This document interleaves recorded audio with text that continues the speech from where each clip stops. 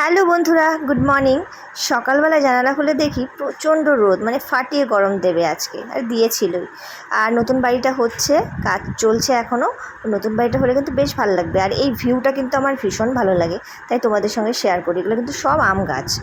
তো যাই হোক, আজকে শুক্রবার, আমরা নিরামিষ খাই। সয়াবিন আলু করেছি ঘি গরম মশলা দিয়ে, আর করলা আলু ভাজি করেছি সকালে। আর এখন অর্পণপি অনেক সকালে যায়, ভীষণ ব্যস্ত মানুষ, তাই জন্য খুব সকালে উঠতে হয়, রান্না করতে হয়। আর এটাতে কি আছে বলো তো বন্ধুরা? এটাতে রয়েছে অ্যানিভার্সারি গিফট। শুধু একটা নয়, অনেকগুলো আছে।